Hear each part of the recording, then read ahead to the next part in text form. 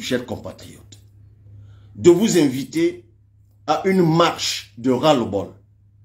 Une marche au cours de laquelle nous allons exprimer notre désarroi, nous allons pousser le cri de détresse et nous allons leur demander de nous donner notre électricité. Pourquoi je dis notre électricité?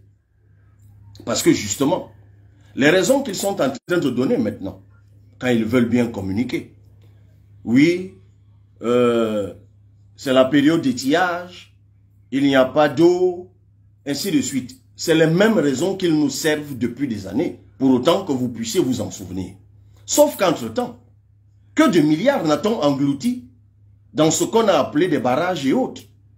Mais Mevele, Mekin, Lompangar et tout le reste, Nartigal, tout le reste. Maintenant que je suis à l'Assemblée, je vois toutes ces choses-là passer. Oui. Alors, ce ne sont donc finalement que des éléphants blancs.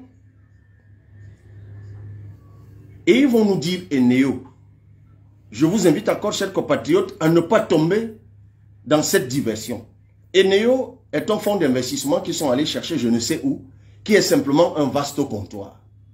Moi, je ne connais pas beaucoup de gens qui tiennent des boutiques et qui n'aiment pas vendre ce qu'ils ont dans la boutique.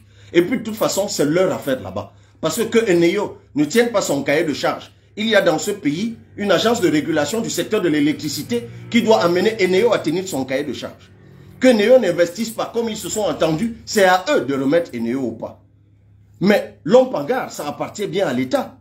EDC, ça appartient à l'État. Kribi Power Development Corporation, ça appartient à l'État. La centrale à gaz de Kribi, la centrale à gaz de Douala, Sonatrel, Société Nationale de Transport, ils ont un encombrement, je ne sais, de 15 ou 20 institutions qui engloutissent de l'argent et nous, on n'a pas d'électricité.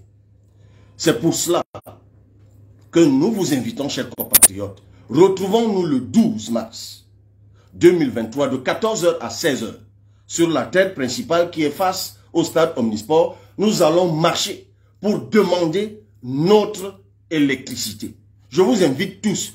Mais figurez-vous que désormais, on a l'impression qu'il y a plus d'électricité en Centrafrique qu'au Cameroun. Que le Tchad est plus éclairé ou mieux éclairé que le Cameroun. Des pays qui ont à peine un barrage. Non, c'est juste pas possible.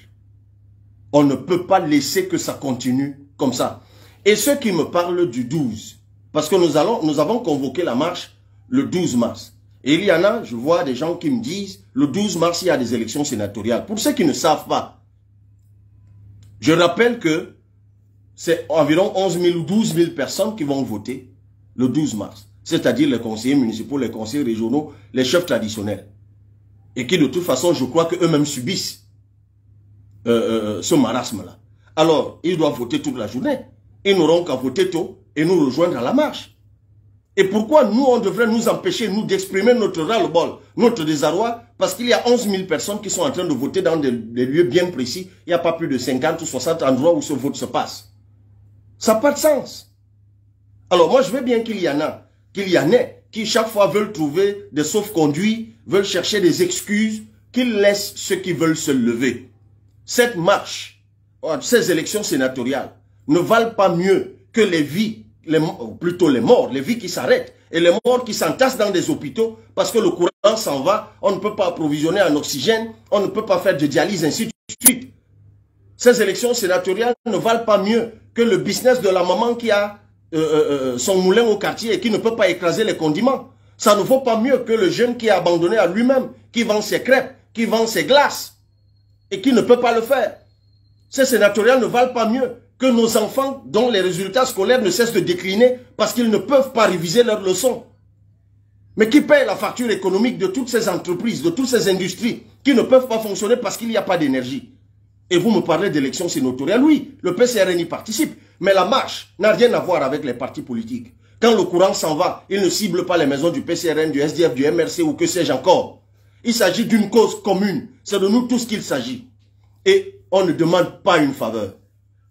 J'ai adressé déjà la déclaration de manifestation publique au sous-préfet de Yaoundé 5e. Il lui appartient de nous signer le récépissé. Je serai moi-même devant, avec mon écharpe, accompagné de mes collègues députés de tout parti politique qui voudront se joindre à nous. Nous serons nous-mêmes en tête. Venez nombreux, chers compatriotes. C'est pour cela que j'aborde moi-même le t-shirt. Donnez-nous notre électricité. Et derrière, c'est enough is enough. Trop,